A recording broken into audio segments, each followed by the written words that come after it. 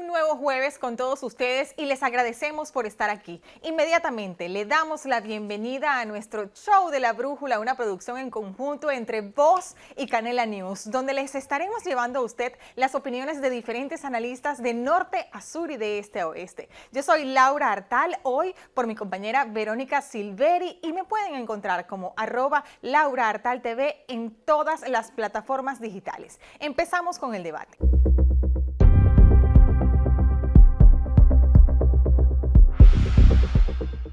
Hoy me acompaña en el estudio Galo Arellano, él es periodista de Canela News. También nos acompaña Franklin Camargo, él es analista político republicano, también comentarista de PragerU. Y Juanda Roth, él es analista político demócrata. Bienvenidos todos.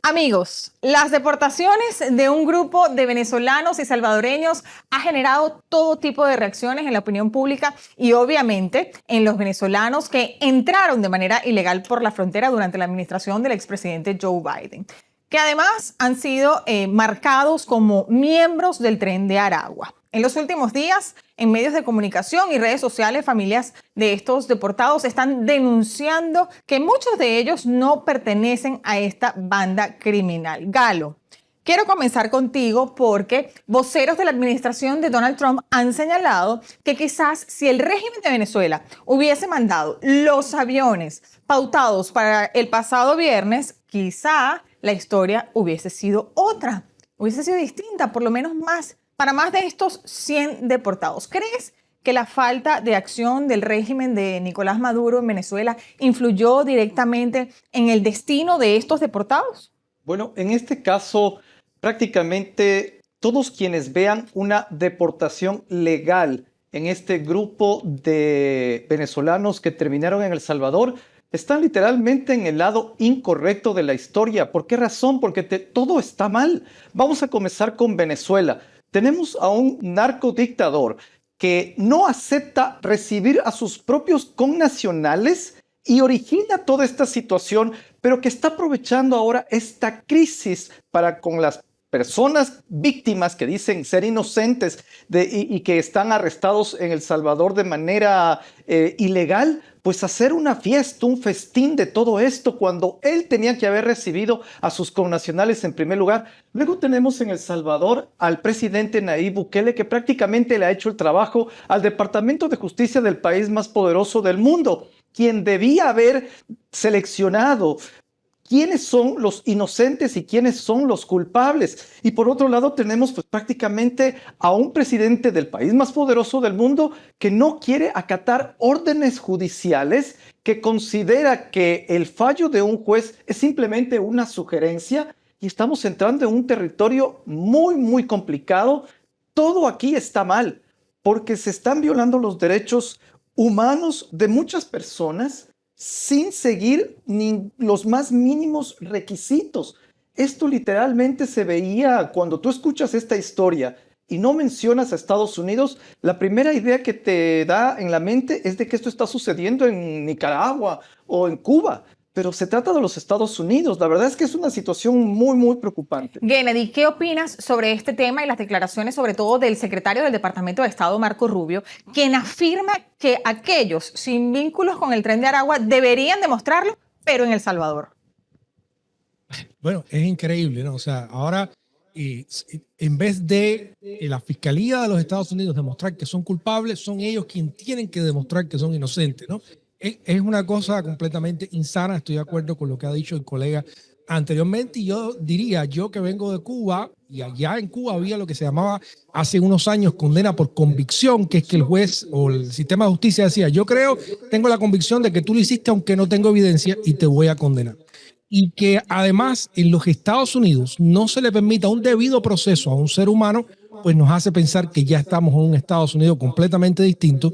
Y si además de eso las cortes y los fallos de las cortes son completamente irrespetados por el presidente, cuyo mandato como presidente es precisamente mantener la ley y ejecutar las leyes y ejercer la presidencia legalmente, pues entonces, como dice el colega, yo creo que estamos transitando ya de una democracia hacia un tipo de sistema que es la antesala, sino ya una autocracia, y todos los estadounidenses tenemos que estar extremadamente alertas de esto, sin debido proceso y sin y sin justicia en el proceso legal de los Estados Unidos, es imposible la democracia. Franklin, tu respuesta a Gennady y cómo ves tú esta deportación. ¿Crees que la administración tomó la decisión correcta o cometió un error? Bueno, primero que aquí hay algo importante de raíz que ninguno de los dos ha mencionado anteriormente, y es que Donald Trump, a través de una orden ejecutiva, hace uso de una ley que existe incluso a finales del siglo XVIII. Hay quienes dicen, pero es una ley muy vieja, por lo tanto no tiene validez. Bueno, incluso la Constitución, de la cual todos nos sentimos orgullosos y en la cual hay respectivos derechos, como el derecho, por ejemplo, al debido proceso, es incluso más antiguo que la ley misma. ¿Qué sucede? En los últimos 4 años, nadie puede negarlo, espero, a estas alturas, hubo más de 10 millones de encuentros en la frontera sur de los Estados Unidos. Hubo personas, muchos de mi país de origen, Venezuela, que ingresaron por desesperación a los Estados Unidos en busca de una mejor vida. Y también hubo otros tantos miembros de organizaciones criminales, incluso hoy designadas por el Departamento de Estado, organizaciones terroristas, a cometer crímenes.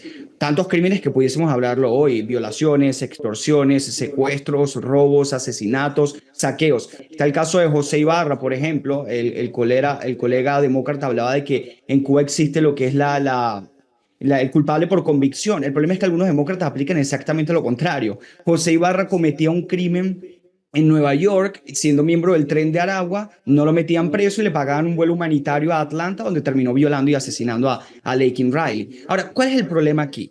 Todos estamos de acuerdo en que los miembros del Tren de Aragua han de ser deportados. Bueno, muchos demócratas realmente no lo están, fiscales, y las pruebas están allí. Pero yo creo que la mayoría de los americanos, sin ningún tipo de duda, están de acuerdo. Existe un problema con deportar actualmente a Venezuela, porque Maduro no quiere aceptar los vuelos, porque nuevamente se pensaba que se estaban llegando a un acuerdo y se está retomando a una política de máxima presión. Hay que enviarlos a algún tipo de lugar. Y ha surgido la oportunidad de El Salvador. Entonces, ¿estamos de acuerdo con que se envíen a El Salvador? Definitivamente sí. Con lo que yo sí critico y creo que es importante es que, por supuesto, que debe haber un debido proceso para aquellos que no formen parte del Tren de Aragua o no tengan récord criminal. Igual creo que si una persona ingresó de manera ilegal y no tiene un caso de asilo, tiene que ser deportado y se tiene que encontrar la forma o la manera, pero no una prisión de máxima seguridad en El Salvador, sobre todo si no forman parte de una pandilla criminal. Pero también tengamos cuidado con las denuncias. Y voy a poner un ejemplo que no es de un venezolano particular. Una chica no entró ilegalmente, no estaba solicitando asilo, tenía una visa de trabajo y fue al Líbano. Cuando regresó, no la dejaron ingresar. Los medios de comunicación, los activistas demócratas empezaron: Trump es un fascista, impide el ingreso de una inmigrante legal del Líbano. Sí, porque estaba en un funeral de un líder de Hezbollah haciendo apología a una organización terrorista. Entonces hay que tener cuidado con las denuncias, escucharlas, pero así como las personas deben tener su debido proceso, y no porque el gobierno hoy lo diga sin el debido proceso, tiene razón de que todos forman parte del Tren de Aragua, tampoco hay que hacerle caso 100% a las denuncias. Lo que necesitamos es debido proceso. Y si una persona ha sido encarcelada y enviada injustamente, terrible, lo critico, y las personas responsables deberían pagar por ello. Sí, por cierto que en Venezuela se está esperando un vuelo de justamente venezolanos deportados desde México, entre los cuales 21 niños viajan solos. Pero llegó el momento de hacer nuestra primera pausa. Por favor, acompáñenos en la próxima parte, no se aparten. Ya venimos con más.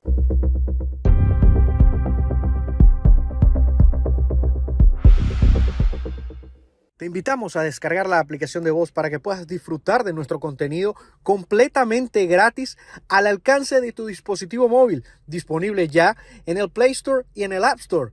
Recuerda, completamente gratis.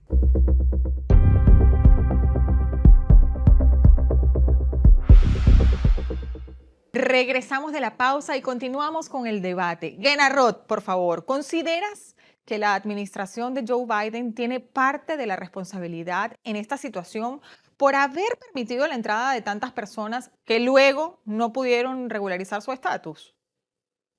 Yo creo que esto es una tendencia que ha ido creciente. No se puede atribuir que sea únicamente Joe Biden. Incluso durante la administración Trump, a excepción del periodo durante la pandemia, había una tendencia creciente a las personas entrar de manera irregular aquí a los Estados Unidos, y es un tema que está pendiente precisamente por la polarización política de hacer reformas, y una reforma que incluya mayor seguridad y también garantizar que haya procesos justos para aquellas personas que necesitan, y que los Estados Unidos ha formado parte de acuerdos internacionales de recibir a aquellos que vienen a pedir asilo. Yo creo que se ha sobredimensionado el problema de la inmigración Creo que se está también construyendo una especie de estado de excepción.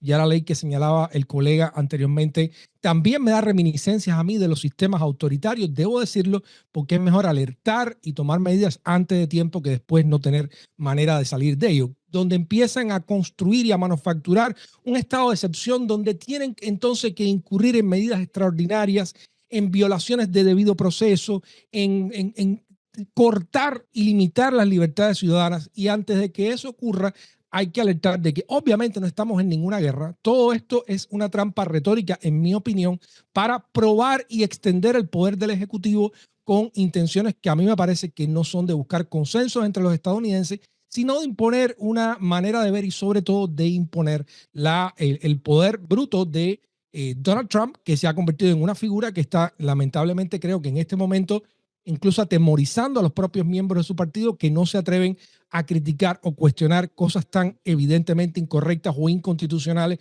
o en contra de los principios democráticos de los estadounidenses, como la presunción de inocencia o el debido proceso para cualquier ser humano que esté en los Estados Unidos. Ahora, Franklin, voy contigo. ¿Crees que les espera, qué crees que les espera a quienes aún permanecen en Estados Unidos, incluso con residencia, nacionalizados estadounidenses, o tienen un proceso de deportación abierto? Porque el miedo es realmente generalizado. ¿Qué puede pasar con estas personas? Bueno, una persona que esté naturalizado, que tenga residencia permanente, si se está comportando de la manera adecuada, no debería tener mayor problema. Ahora mismo hay mucha especulación sobre si los residentes permanentes venezolanos pueden salir del país, pueden no salir del país. Está lo de la famosa lista roja de países. Hay que decir que actualmente esa lista roja es un rumor, es información del New York Times, todavía no ha sido oficializada. Sin embargo, aún si Venezuela es incluida, hay que ser completamente honestos. ¿Es Venezuela una amenaza para la seguridad nacional de los Estados Unidos? ¿Es el régimen de Maduro un narcoestado, como prácticamente lo infirió el Departamento de Estado la semana pasada? ¿Es el Tren de Aragua, tiene una alianza con el régimen chavista y ha utilizado la inmigración también para el ingreso de personas que causan daño en los Estados Unidos? Son preguntas que hay que hacernos, y si la respuesta es afirmativa, no debería sorprendernos el lugar en el cual está Venezuela y cómo es visto. Desafortunadamente, que la mayoría de los venezolanos somos buenos y personas de bien, creo que siempre hay que hacer énfasis sobre eso. Pero quisiera regresar muy brevemente a la pregunta que le hacías al compañero demócrata, si Joe Biden tenía responsabilidad en cuanto a la inmigración ilegal, en cuanto a la inmigración no autorizada. A ver, vamos a ponerlo con una cifra muy clara. En algunos días del año 2023, el ingreso irregular por la frontera sur de los Estados Unidos fue de 15,000. Actualmente son 100, 200 o hasta menos al día. Es una bajada descomunal con respecto a los peores días de Joe Biden o incluso los mejores días de Joe Biden en cuanto a seguridad fronteriza se refiere. Ahí lo que había era simplemente negligencia de un Estado y de un gobierno. Y yo creo que sería completamente honesto decir, ¿sabes qué? Teníamos buenas intenciones, pero no funcionó. Terminó entrando personas que lamentablemente no son las mejores. Pero no, niegan la realidad y evaden cualquier tipo de responsabilidad cuando ciertamente la tienen. Ahora, Galo, si durante la administración de Barack Obama se registraron más deportaciones en términos numéricos, ¿por qué las políticas implementadas por la administración de Donald Trump se perciben como más traumáticas? ¿Qué está sucediendo allí? Bueno, en mi tierra se dice cuando una persona se quiere curar en sano, que no se baje de la camioneta. Y yo les diría a los demócratas que no se bajen de la camioneta porque precisamente al tener una política de fronteras abiertas y haber permitido que tanta gente ingrese aquí, fueron los que ocasionaron todo este desastre. Porque si ellos hubiesen tenido una política migratoria razonable, nada de esto estaría sucediendo. Recuerden ustedes que yo estuve de corresponsal 6 meses en la frontera. Y yo soy testigo de cómo la gente simplemente compartía videos en WhatsApp de, por ejemplo, de ataques de pandillas, y eso lo presentaban en las cortes de inmigración y ellos me decían al día siguiente que ya estaban en Estados Unidos. Es decir, pasaban la entrevista de miedo creíble con videos que estaban compartiéndose entre todos a través de WhatsApp. Así era el sistema de inmigración y eso tenemos que reconocerlo. Así que no se me bajen de la camioneta, pero también tenemos que hacer algo muy importante aquí. Estamos en una situación, por ejemplo, un editorialista del New York Times, Tom Friedman, ha dicho algo que me ha dejado pensando. Donald Trump ya está pasando de decretar pues leyes, órdenes ejecutivas que son inconstitucionales a ser un anticonstitucionalista. Son dos cosas muy diferentes y quizás tenga algo de razón, porque algunos decretos él sabe que son inconstitucionales, pero se pelean en corte. Pero ahora, al no querer acatar los fallos de una corte, parece que está teniendo una tendencia anticonstitucionalista, que quiere decir que se está yendo con todas las leyes y todo el organismo que prácticamente convierte a Estados Unidos en una república. Sí. Y eso es lo preocupante. Franklin, ¿algo que contestarle a Galo? Bueno, primordialmente yo creo que él lo decía bien al inicio. La administración Biden, por supuesto, que tiene responsabilidad al respecto. Fueron negligentes, incluso ignoraron el problema por los primeros 3 años. El último año de su administración, cuando se convirtió en un tema electoral, decían que no podían hacer nada, que tenían las manos atadas. Se comprobó simplemente con estos primeros 2 meses de la administración Trump que fue falso. Y también lo que tú preguntabas sobre las exportaciones de Barack Obama. Barack Obama deportó a más de 3 millones de personas, más de 1 millón, 1.2, 1.3, ni siquiera tenía ningún tipo de récord criminal, es decir, casi la mitad eran simplemente indocumentados y no se vio ni de cerca la alarma que se ve hoy en día, que por cierto, el primer mes de Donald Trump completo, que fue el mes de febrero, fue bastante flojo en cuanto a deportaciones se refiere, si él quiere lograr el récord 4, 5, 6, 8 millones, bueno, con los números que tuvo en febrero son bastante bajos, la verdad, incluso se quedaría corto con respecto a los 8 años de Obama. Genarrot, ¿por qué estas deportaciones se están viendo más traumáticas que las de Obama? ¿Tienes algo que decirme al respecto? Sí, me queda claro. O sea, yo creo que no se han deportado la suficiente cantidad de gente por la incompetencia que han tenido para poder organizar todo esto. Ahora, lo que sí nos han quedado cortos en la retórica de estigmatizar a las personas que están aquí de manera irregular o no, al punto que han horrorizado no solo a las personas que tienen un estatus irregular en los Estados Unidos, sino también a los que están de residentes permanentes e incluso a personas que fueron naturalizadas y son ciudadanos, no saben con este nivel de retórica tan incendiaria hacia dónde van a llegar. Y recordar que en el último año que hubo una ley que se iba a pasar en el Congreso y Donald Trump fue el que detuvo que esa ley, que esa reforma migratoria pasara en el Congreso con fines electoralistas. O sea, Donald Trump no estaba tan preocupado por resolver el problema de la frontera, sino como crear este estado de temor. ¿Y cómo Donald Trump solucionó el problema sin la ley? En ese sentido, obviamente, bueno, en gran medida porque está tomando ahora acciones ejecutivas que, como mismo ha dicho alguno de los colegas, tienen dudosísima constitucionalidad. Está llamando a una ley excepcional que está debatida y no tiene nada que ver con la frontera. Está retada en corte específicamente porque obviamente no estamos en ninguna guerra. Donald Trump está pasando por encima del debido proceso por los principios que hacen a Estados Unidos una república democrática con el único objetivo de instaurar lamentablemente terror. Creo que quieren también que la gente aterrorizada se vaya a ellos mismos para también compensar por la incompetencia que han tenido de no poder desarrollar toda esta logística para hacer las deportaciones masivas que prometieron. Yo quiero dejar muy claro, yo estoy en contra de la deportación de personas sin el debido proceso y lo critico plenamente, pero hay que saber diferenciar el proceso de deportaciones y detenciones y el de cerrar la frontera. Cuando se habla de cerrar la frontera, Donald Trump utilizó órdenes ejecutivas que son completamente legales. A la hora de cerrar la frontera, hay cuestionamientos legales sobre otras órdenes ejecutivas en el proceso de deportación, como la aplicación de esta ley del siglo XVIII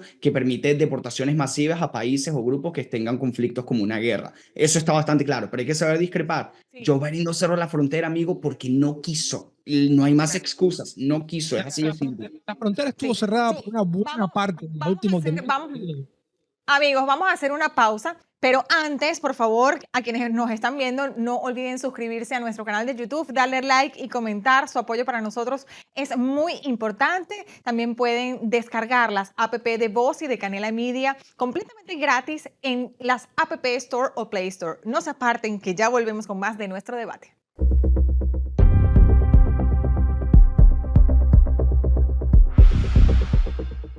Carga ya la aplicación de Voz en tus dispositivos Fire TV, Roku TV y Apple TV para que puedas disfrutar de nuestro contenido desde la comodidad de tu hogar. Y recuerda, completamente gratis.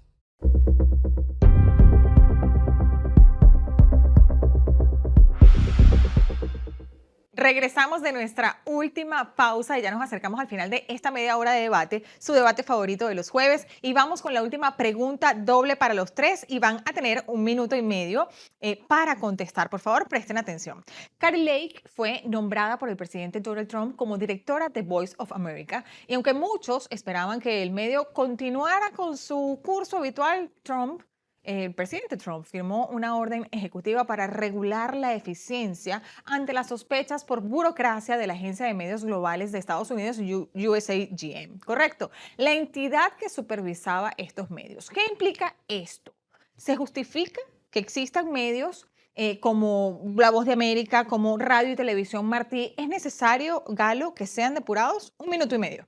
Bueno, ¿quién no duda o quién, dígame si estoy mal?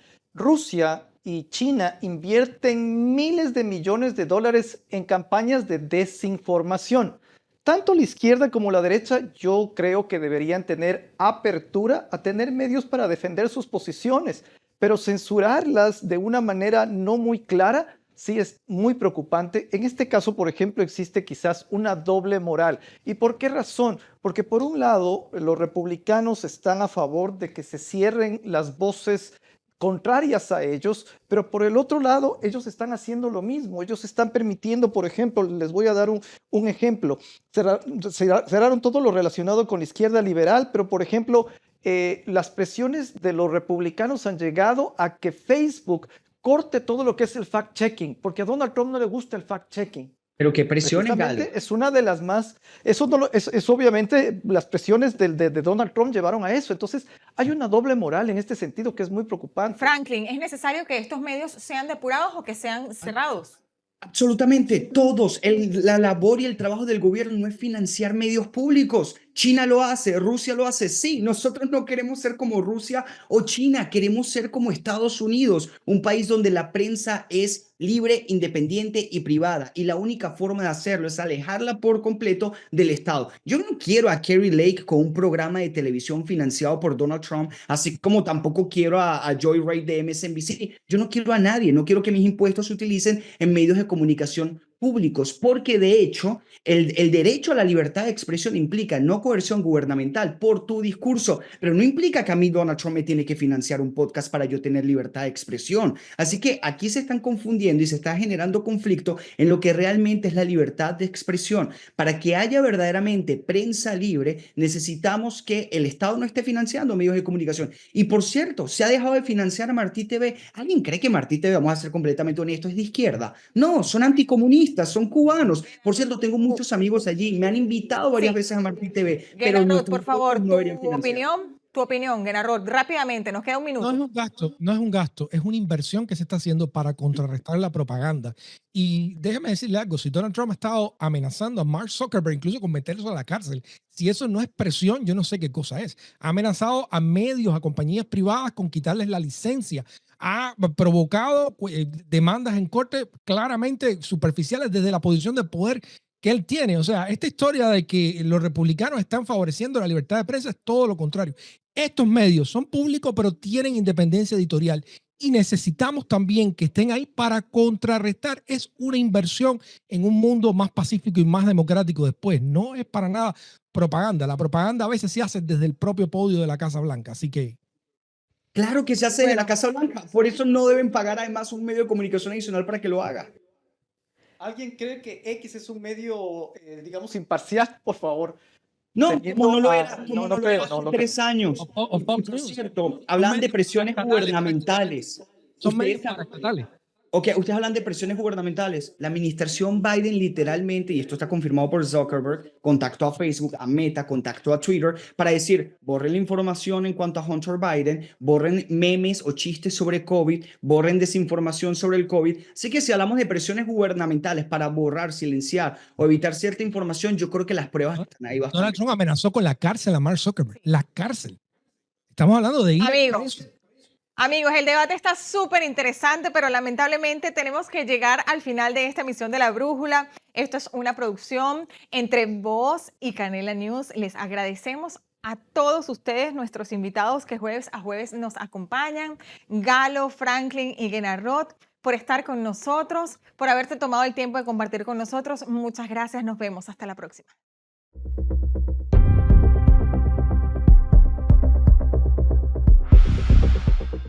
Te invitamos a descargar la aplicación de Voz para que puedas disfrutar de nuestro contenido completamente gratis al alcance de tu dispositivo móvil, disponible ya en el Play Store y en el App Store.